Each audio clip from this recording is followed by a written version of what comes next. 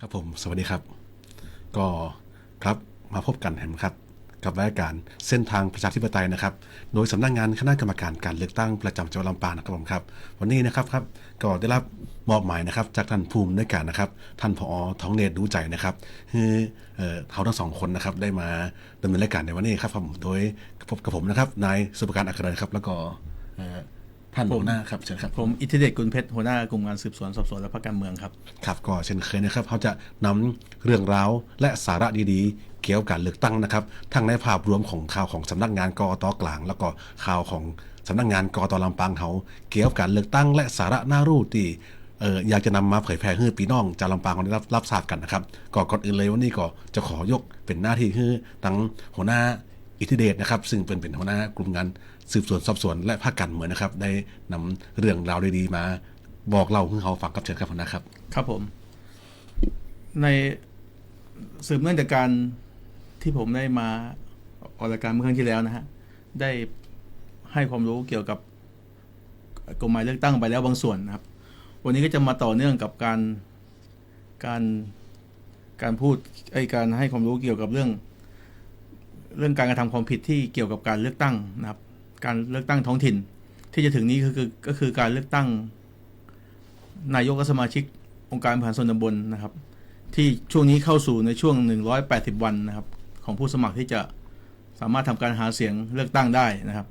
แต่ท่านก็ต้องพึงระมัดระวังในเรื่องการกระทำการฝ่าฝืนที่เป็นการฝ่าฝืนต่อพระราชบัญญัติการเลือกตั้งท้องถิ่นไว้ด้วยนะครับในส่วนการหาเสียงเลือกตั้งเดี๋ยวจะพูดต่อไปนะครับส่วนสำหรับวันนี้ครับผู้ที่ประสงค์จะลงสมัครรับเลือกตั้งนะครับการเลือกตั้งท้องถิ่นก็คือการเลือกตั้งองค์การบริหารส่วนตำบลและสมาชิกสภาองค์การบริหารและสมาชิกสภาองค์การบริหารส่วนตำบลนะครับท่านจะต้องพึงระมัดระวังนะครับว่าท่านจะทำการฝ่าฝืนต่อกฎหมายเลือกตั้งซึ่งท่านจะอาจถูกลงโทษนะครับซึ่งในพระราชบัญญัติการเลือกตั้งท้องถิ่นเนี่ยได้กำหนดโทษของผู้ที่กระทำการฝ่าฝืนต่อกฎหมายเลือกตั้งไว้หลายประการนะครับอย่างที่เราทราบกันดีนะครับคือการถูกใบแดงนะครับการถูกใบแดงเนี่ยจริงๆแล้วน่ะกฎหมายเขียนไว้ว่าการเพิกถอนสิทธิเลือกตั้งนะครับหากท่านกระทำการฝ่าฝืนต่อกฎหมายเลือกตั้งเป็นเหตุให้การเลือกตั้งเสียไปนะครับกกต.มีอำนาจนะครับลงโทษผู้ที่กระทำการฝ่าฝืนกฎหมายเลือกตั้งนะครับรวมถึงผู้ใดด้วยนะครับที่เข้ามามีส่วนนะครับเกี่ยวข้องกับการทุจริตการเลือกตั้งทำให้การเลือกตั้งเสียไปเนี่ยก็คือว่ามันจะรวมไปถึงนอกจากผู้สมัครแล้วนะครับก็จะเป็นคำว่าผู้ใดนี่คือผู้อื่นที่ไม่ใช่ผู้สมัครด้วยการผิดระเบียบตรงนี้ก็มีสิทธิ์โดนดำเนินคดีได้ถูกต้องครับท่านจะต้องถูกลงโทษก็คือถูกเพิกถอนสิทธิเลือกตั้งเท่านั้นยังไม่พอนะครับผู้กระทำการฝ่าฝืนกฎหมายเลือกตั้งนะท่านจะต้องถูกดำเนินคดีอาญานะครับถูกดำเนินคดีอาญาด้วยและนะครับอีกอย่างหนึ่งท่านก็ต้องถูกฟ้องทางแพ่งก็คือถูกดำเนินคดีทางแพ่งเพื่อเรียกค่าใช้จ่ายในการจัดการเลือกตั้งใหม่ที่ทำให้การเลือกตั้งที่ท่านทำให้การเลือกตั้งนั้นเสียไปนะครับนั่นก็คือโทษของใบแดงมีโทษ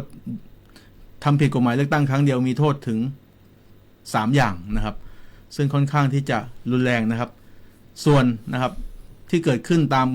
มรัฐธรรมนูญฉบับปัจจุบันนั่นก็คือใบดำนะครับใบดำเนี่ยเขาบอกว่ากฎหมายเขียนว่าเพิกถอนสิทธิสมัครรับเลือกตั้งนะครับก็หมายความว่าท่านกระทำผิดกฎหมายเลือกตั้งนะครับถึงขั้นเพิกถอนสิทธิสมัครแล้วท่านต้องถูกเพิกถอนสิทธิที่เลือกท่านจะต้องถูกเพิกถอนสิทธิสมัครด้วยก็คือถูกใบดำนั่นเองนะครับเพิกถอนสิทธิสมัครไม่มีกำหนดระยะเวลานะครับก็เท่ากับว่าหากผู้ใดกระทำการฝ่าฝืนกฎหมายเลือกตั้งจนถูกใบดำท่านต้องถูกตัดสิทธิ์สมัครตลอดชีวิตนะครับนั่นคือโทษของใบดำนะครับส่วนโทษอีกประการหนึ่งก็คือใบเหลืองนะครับใบเหลืองก็คือการสั่งให้มีการเลือกตั้งใหม่นะครับนี่ก็คืออำนาจของกกต.นะครับและใบสุดท้ายที่เกิดขึ้นตามรัฐธรรมนูญฉบับนี้นะครับที่ได้เขียนให้อำนาจของกกต.ไว้ก็คือใบส้มนะครับสำหรับใบส้มก็คือการเพิกถอนสิทธิสมัครชั่วคราว1 ปีนะครับเป็นอำนาจของกกต.นะครับสำหรับเส้นทางการดำเนินการนะครับสำหรับใบส้มนะครับที่ผมได้พูดไปเมื่อสักครู่นี้ก็คือการเพิกถอนสิทธิสมัครชั่วคราว1 ปีเนี่ยเป็นอำนาจของกกต.นะครับกกต.มีอำนาจให้เมื่อพบเห็นการกระทำที่จะก่อให้การเลือกตั้งเป็นไปโดยไม่สุจริตและเที่ยงธรรมเนี่ยกกต.มีอำนาจเพิกถอนสิทธิสมัครชั่วคราวไว้เลย1 ปีกรณีนี้เกิดขึ้นนะครับ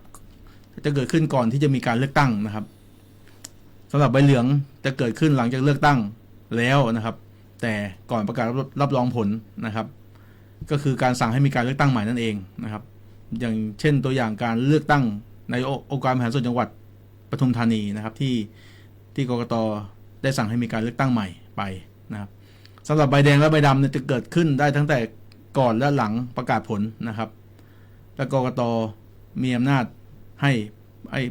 มีอำนาจเพิกถอนสิทธิเลือกตั้งท่านได้หากท่านถูกเพิกถอนสิทธิเลือกตั้งแล้วกฎหมายเขียนว่าให้ท่านถูกเพิกถอนสิทธิสมัครด้วยนะครับซึ่งการเพิกถอนสิทธิสมัครและเลือกตั้งก็คือใบดำเนี่ยท่านหากท่านได้ถูกเพิกถอนสิทธิสมัครแล้วก็คือชีวิตทางการเมืองของท่านต่อจากนี้ท่านไม่สามารถเล่นการเมืองได้อีกเลยนะครับก็คือไม่สามารถลงสมัครได้เลยถูกต้องครับไม่สามารถลงสมัครรับเลือกตั้งได้เลยนะครับก็จะเป็นใบแดงนะครับเนาะก็เพิกถอนสิทธิ์รับเลือกตั้งนะครับเนาะใบดำก็เพิกถอนสิทธิสมัครเลยซึ่งอันนี้ก็พึงระวังว่ามันจะไม่มีระยะเวลาแล้วแต่โดยพินิจเลยครับอาจจะถึงขั้นตลอดชีวิตก็เป็นได้นะครับถูกต้องครับแต่ว่าใบเหลืองนะครับเนาะใบเหลืองก็พูดง่ายๆคือเลือกตั้งใหม่นะครับเนาะแล้วก็ใบส้มก็จะเป็นพูดง่ายๆก็คือชี้ผู้ที่ถูกลงโทษให้ถอนตัวจากการเลือกตั้งเป็นเวลา1 ปีใช่ครับใช่คร่าวๆตามนี้เลยนะครับนะฮะอะไรบ้างล่ะที่จะทำให้ท่านผู้สมัครหรือผู้ที่มีส่วนร่วมในการกระทำการความผิดทำให้การเลือกตั้งเสียนะครับก็เช่นการย้ายบุคคลเข้ามาในทะเบียนบ้านเพื่อประโยชน์ในการเลือกตั้งนะครับเขาบอกว่าย้ายบุคคลเข้ามาในทะเบียนบ้านเพื่อประโยชน์ในการเลือกตั้งโดยนะครับโดยย้ายบุคคลตั้งแต่5 คนขึ้นไปเพื่อให้เกิดสิทธิเลือกตั้งภายใน2 ปีนะครับ2ย้ายบุคคลเข้ามาในทะเบียนบ้านโดยไม่ได้อาศัยอยู่จริงและ3ย้ายบุคคลเข้ามาในทะเบียนบ้านโดยเจ้าบ้านไม่ได้ยินยอมนะครับนี่ก็คือมาตรา48ที่เขียนไว้ว่าการกระทำอย่างเงี้ยหากท่านย้ายเข้ามาเพื่อประโยชน์ในการเลือกตั้งท่านจะเข้าข่ายเป็นการกระทำที่เป็นการฝ่าฝืนต่อกฎหมายเลือกตั้งเดิมทีนะครับมาตรา48เนี่ยก่อนที่จะมีการแก้ไขนะครับเขาให้ย้ายเข้ามาเพื่อประโยชน์ในการเลือกตั้งไม่เกิน10 คนนะครับแต่กฎหมายที่แก้ไขในปัจจุบันก็คือไม่เกิน5 คนนะเพื่อให้เกิดสิทธิ์ภายใน1 ปีนะครับแต่กฎหมายที่แก้ไขใหม่ก็คือเพื่อเกิดสิทธิ์ภายใน2 ปีนะครับเนื่องจากอะไรครับเนื่องจากการเลือกตั้งองค์การบริหารส่วนตำบลนะครับเนื่องจากมีผู้สมัครเนี่ยแพ้ชนะกันหรือมีคะแนนเท่ากันเป็นจำนวนมากนะครับหากผู้สมัครเดิมเนี่ยหรือผู้ที่เคยดำรงตำแหน่งเดิมเนี่ยเห็นว่า4 ปีที่ผ่านมาเนี่ยตัวเองเนี่ยทำงานไม่เข้าตาประชาชนนะครับแล้วปรากฏว่ามีข้อมูลว่าผู้มีสิทธิเลือกตั้งหรือประชาชนน่าจะไม่เอาแล้วล่ะนะครับเขาก็ต้องอะไรครับทำการทุจริตโดยการย้ายบุคคลอื่นนะครับนอกเขตเลือกตั้งเข้ามาเพื่อให้เกิดสิทธิเลือกตั้งนะครับภายใน1 ปีนะครับกฎหมายเดิมนะครับ แต่กฎหมายใหม่แก้ไขเพื่อป้องกันการย้ายคนนะครับย้ายเข้ามาเพื่อให้เกิดสิทธิ์ภายใน2 ปีซึ่งจะมีระยะเวลาค่อนข้างนานนะครับซึ่งกฎหมายมาตรานี้ครับหลังจากมีการแก้ไขก็ไม่ค่อยมีการกระทำการฝ่าฝืนมากเท่าที่ควรนะครับนะฮะส่วนการย้ายเข้ามาโดยไม่ได้อาศัยอยู่จริงนั้นนะฮะเนื่องจากปัจจุบันเนี้ยครับมีทะเบียนมีบ้านที่ไม่ค่อยมีผู้อยู่อาศัยค่อนข้างเยอะนะครับย้ายเข้ามาโดยไม่ได้อาศัยอยู่จริงเนี่ยก็คือมีถ้าพูดตามภาษาชาวบ้านก็คือมีผีเข้ามาโผล่อยู่ในบ้านเรานะครับเพราะฉะนั้นแล้วในฐานะที่ท่านใดที่เป็นเจ้าบ้านนะครับท่านจะต้องไปตรวจสอบสิทธิของท่านนะครับก่อนวันเลือกตั้งไม่น้อยกว่า25 วันในสำนักงานกกต.และหน่วยงานที่จัดให้มีการเลือกตั้งเช่นองค์การบริหารส่วนตำบลจะจัดทำบัญชีรายชื่อไปติดที่หน้าหน่วยนะครับก่อนวันเลือกตั้งไม่น้อยกว่า25 วันก็จะรบกวนเจ้าบ้านหรือผู้มีสิทธิ์เลือกตั้งที่มีสิทธิ์ในทะเบียนบ้านของท่านไปตรวจสอบรายชื่อก่อนนะครับก่อนวันเลือกตั้งนะครับว่ามีใครมีท่านเป็นผู้มีสิทธิ์เลือกตั้งในวันนั้นหรือไม่นะครับถ้าไม่มีท่านต้องไปทำการเพิ่มชื่อนะครับเพิ่มชื่อก่อนวันเลือกตั้งไม่น้อยกว่า10 วันนะครับหากมีบุคคลที่ท่านไม่ประสงค์จะให้เข้ามาอยู่ในบ้านนะครับไปตรวจพบนะครับท่านก็สามารถที่จะไปถอนชื่อได้นะครับแจ้งถอนชื่อก่อนวันเลือกตั้งไม่น้อยกว่า10 วันเช่นกันนะครับซึ่งกรณีเนี้ยสำนักงานคณะกรรมการตั้งเป็นห่วงนะครับเพื่อท่านผู้มีสิทธิ์จะได้ไปใช้สิทธิ์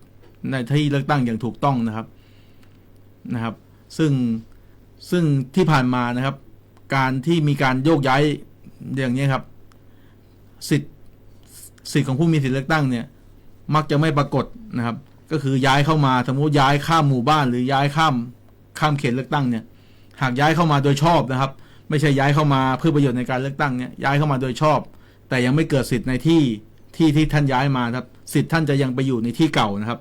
ที่ท่านมีชื่ออาศัยอยู่ครบ1 ปีนะฮะนั่นแหละครับเพราะฉะนั้นแล้วเนี่ยหากท่านไม่มีชื่อนะครับท่านก็ต้องไปขอเพิ่มชื่อในที่เก่านะครับที่ท่านมีสิทธิ์ที่ท่านมีได้อยู่อาศัยครบ1 ปีนะครับสุดท้ายคือ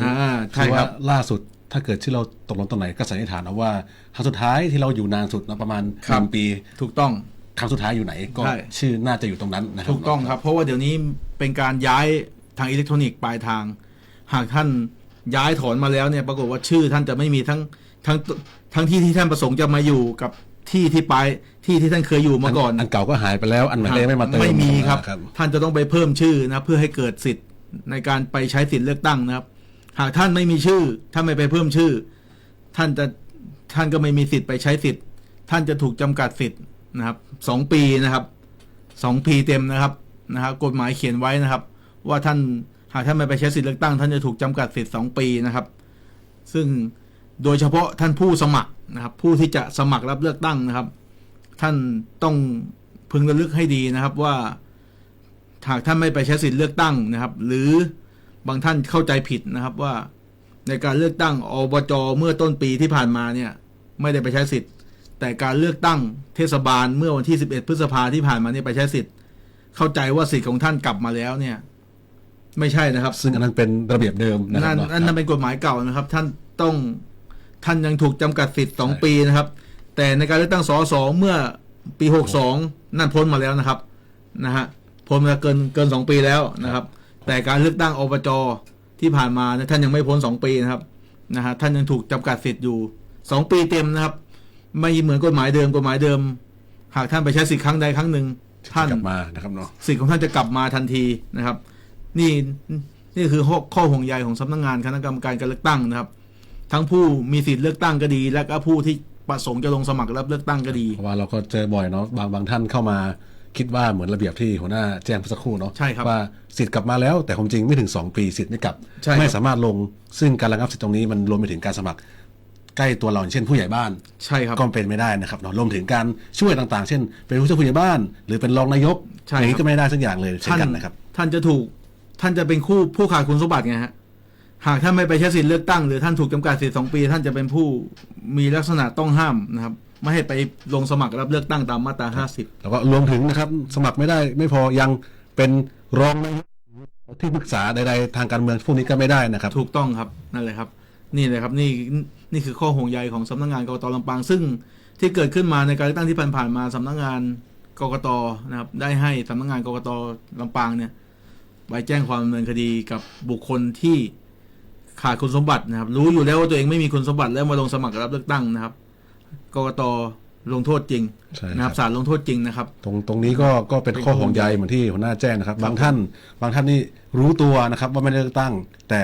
คิดว่าเป็นเหมือนกฎหมายเดิมคือคิดว่าสิทธิ์ตัวเองกลับมาแล้วแต่มาสมัครก็สมัครไม่ได้อันนี้1กรณีนะครับอันนี้ซึ่งยังไม่เท่าไหร่นะครับเสียเพียงแค่เสียโอกาสในการสมัครแต่2นี่ประเด็นนี้น่าห่วงใยมากกว่าคือรู้อยู่แล้วหรือไม่รู้เลยว่าตัวเองโดนระงับสิทธิ์ไปนะครับแล้วมาสมัครทีนี้นะครับเกิดกระบวนการเรียกว่าผิดกฎหมายแล้วพูดง่ายๆครับผิดกฎหมายครับจำเป็นที่สำนักงานกกต.ต้องดำเนินคดีตามหน้าที่ซึ่งไม่ทำก็ไม่ได้ด้วยนะครับอันนี้เป็นข้อห่วงใยจริงๆนะครับนี่คือข้อห่วงใยเลยครับซึ่งมีเหตุการณ์เช่นนี้เกิดขึ้นมาแล้วจริงนะครับไม่ใช่ว่าผมมาพูดเพื่อแล้วก็มีเยอะด้วยนะครับทุกครั้งด้วยนะครับมีเยอะเกือบทุกครั้งนะครับครับในส่วนของผมนะครับก็เดี๋ยวอาจจะให้น้องสุภการครับให้ข้อมูลเกี่ยวกับการยื่นค่าใช้จ่ายนะครับครับผมก็เชิญครับผมครับขอบพระคุณครับท่าน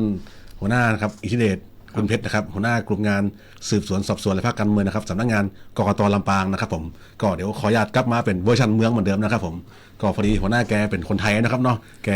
ย้ายมาเป็นหัวหน้าของลำปางเขาหัวหน้ากลุ่มงานสืบสวนสอบสวนและภาคการเมืองนะครับผมส่วนของหัวหน้าแกจะมาอู้ถึงเรื่องตะกี้เนาะเรื่องกฎหมายและระเบียบที่มันเหมือนไก่ตัวนะครับแต่มันไงมันโดนกันตลอดนะครับเนาะเสียดายโอกาสบางคนโดนดำเนินคดีนะครับเนาะเสียเวลาตัวนะครับเราก็ฝากไว้นะครับรวมถึงส่วนตัวของผมนี่ก็เป็นข้อเกี่ยวข้องเหมือนกันเนาะตีเป็นข้อห่วงใยของสำนักงานเหมือนกันอันดับแรกเลยคนที่ข้างเก่าผมย่ำทุกข้างที่ได้มาเลยนะครับเนาะว่าการยื่นค่าใช้จ่ายนะครับเทศบาลนะครับเนาะสมัคร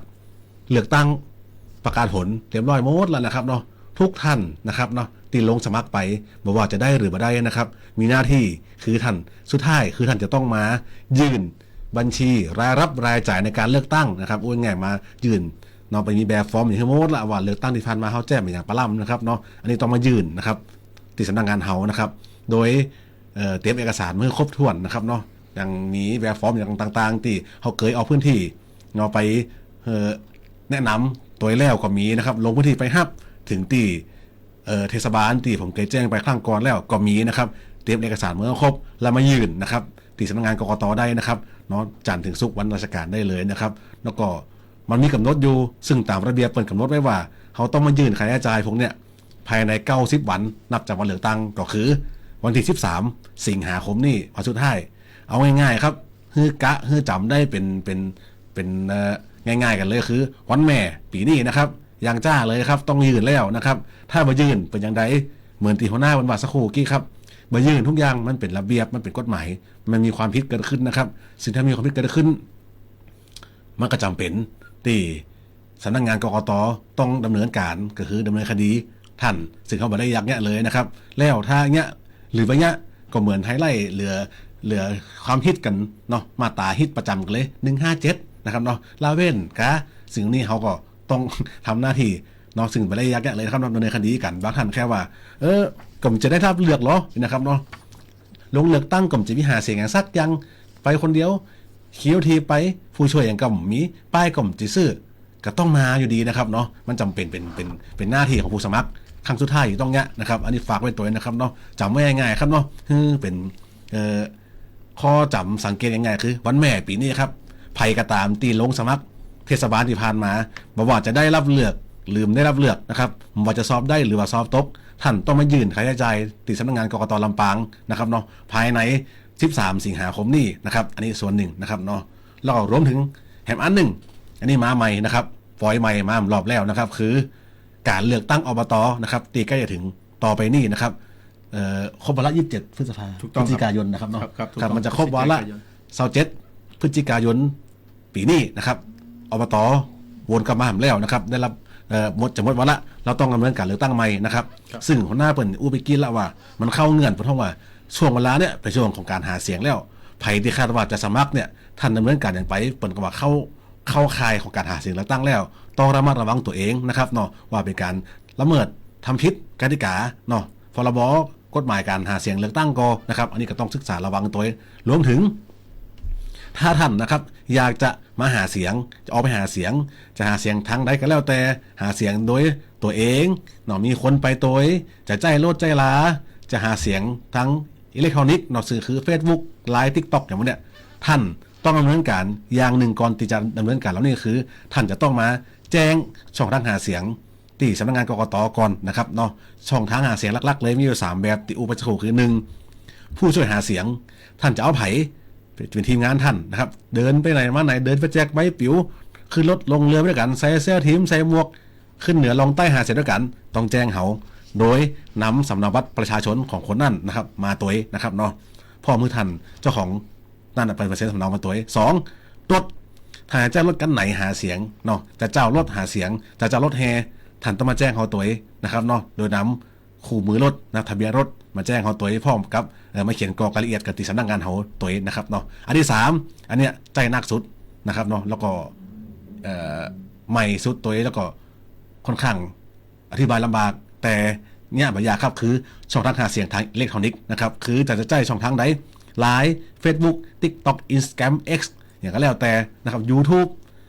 ท่านก็ทำการแคปหน้าจอโปรไฟล์เนาะผมว่าถ้าท่านไหนที่จะต้องเนี้ยควรจะต้องเข้าใจกับนี่เนาะแคปหน้าจอโปรไฟล์ทุกช่องทางท่านไม่ว่าจะเป็นหน้าจอโปรไฟล์ไลน์หน้าจอโปรไฟล์ Facebook หน้าจอโปรไฟล์ TikTok หน้าจอโปรไฟล์ Instagram หน้าจอโปรไฟล์ X อย่างก็แล้วแต่ทุกอย่างแคปหน้าจอมาตัวนะครับเรามากรอกข้อมูลติดสำนักงานกันได้นะครับเนาะแจ้งช่องทางหาเสียงทุกรูปแบบถ้าท่านบาแจ้งก่อนก็เหมือนเดิมครับก็จะเป็นความผิดเหมือนกันเนาะก็จะเสียเวลากันก็คือนั่นนะเพื่อแจ้งก่อนเพราะอบตก็ใกล้หมดวาระแล้วท่านก็ต้องหาเสียงแล้วเหมือนกันนะครับแล้วตีย่ำเหมือนกันตีหัวหน้าเปิดอู้สักครู่กี้คือ180 วันนี่ท่านเนี่ยอย่างเต้ากับไปการหาเสียงแล้วการหาเสียงเปิ้นห้ามมาอย่างเนาะอุ้ยไงห้ามซื้อเสียงลักษณะใดพงเนี่ยเปิ้นห้ามหมดแล้วนะครับเนาะจำหน่ายจ่ายแจกให้สัญญาว่าจะให้ไอ้อย่างก็แล้วแต่เนาะทรัพย์สินหรือสิ่งอื่นใดที่ตีมูลค่าได้ไอ้แล้วเนี่ยมันเข้ากติกาไปแล้วนะครับตอนนี้นะครับเนาะถ้าท่านใดจะเป็นผู้สมัครก็พึงระวังตัวเองไว้ตัวนะครับเนาะแล้วก็สุดท้ายอู้กันอู้ยาวอู้เร็วก็แล้วแต่อู้ฟังบ่ชัดสงสัยโทรไปหาสำนักงานได้นะครับสำนักงานเฮามีช่องทางติดต่ออยู่นะครับเบอร์โทรศัพท์นะครับเนาะเสิร์ชได้เลยสำนักงานกกต.ลำปาง0548200090นะครับโทรเลยเสิร์ชได้เลย2ครับตั้งช่องทาง Facebook อันนี้จื่อยาวหน่อยเพจ Facebook สำนักงานคณะกรรมการการเลือกตั้งประจำจังหวัดลำปางอันนี้ก็ยาวหน่อยแต่ว่าเสิร์ชได้เลยสอบมีข้อมูลอัปเดตตลอดเนาะกิจกรรมอย่างสำนักงานเขากิจกรรมลงหน้าแผนจะลงพื้นที่จังไดเขาจะพยายามลงให้เร็วที่สุดที่จะทำได้แต่มีข้อมูลลงให้ตลอดอยู่แล้วรวมถึงเว็บไซต์สำนักงานกกต.ลำปางเซิร์ชได้เลยเนาะเดี๋ยวขึ้นมาเข้าเว็บไซต์ไปจะมีข้อมูลท่านหมดเลยในเว็บไซต์นี้จะมีเยอะกว่านั้นคือจะมีแม้กระทั่งระเบียบเนาะประกาศต่างๆเนาะประกาศต่างๆค่าใช้จ่ายอบต.ปีนี้เปิ้นสมาชิกมันจ่ายตังค์ได้กี่บาทนายกผู้สมัครจะได้ตังค์ได้กี่บาทมีหมดแล้วนะครับในท่านเปิดดูได้เลยนะครับผมครับอันนี้ก็เป็นช่องทางหนึ่งที่ติดต่อสื่อสารกันได้เนาะอยู่บ้านไก่มันได้มาโทรมาซับมาก็ได้เนาะพอดีผมจะเข้ามายื่นผู้ช่วยหาเสียงต้องจ่ายอย่างพ่องนะโทรมาถามกันได้นะครับก่อนจะมาถึงจะได้เสียเวลากันนะครับผมครับเนาะรวมถึงตรงนี้ครับก็เวลาวันนี้ก็พอสมควรแก่เวลาแล้วนะครับก็อย่าลืมนะครับเนาะรวมถึงนอกจากกิจกรรมเลือกตั้งปกติของแล้วกิจกรรมอื่นไม่ว่าจะเป็นการขอวิทยากรไปอบรมน้องๆในโรงเรียนหรือว่าอบรมหน่วยงานองค์กรใดนะครับยินดีเครื่องลงคะแนนเสียงอิเล็กทรอนิกส์ที่เขามีอยู่นะครับไปกดเลือกตั้งกันเป็นตู้ลงคะแนนเนาะง่ายๆเนาะน้องๆนักเรียนอยากใจหรือองค์กรใดอยากใจยินดีไปรับใช้บริการโดยติ่มมีค่าใช้จ่ายนะครับเพราะนี่เป็นนโยบายของทางสำนักงานเขาอยู่แล้วนะครับผมครับก่อนนี้ครับกับผมนะครับนายสุภการอัครเรือนแล้วก็หัวหน้าอิทธิเดชกุลเพชรนะครับในนามของสำนักงานกกต.ลำปางก็ต้องกราบขอบพระคุณทั้งสวท.ลำปางตัวที่พิธีดีๆตรงนี้ครับวันนี้ผมขอทั้งสองคนขอกล่าวว่าสวัสดีครับผมครับสวัสดีครับขอบคุณครับ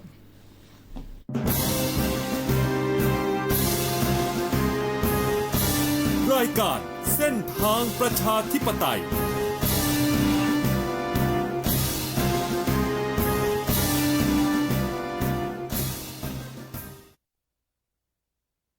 ข่าวต้นชั่วโมงรู้เร็วรู้จริงเกาะติดทุกสถานการณ์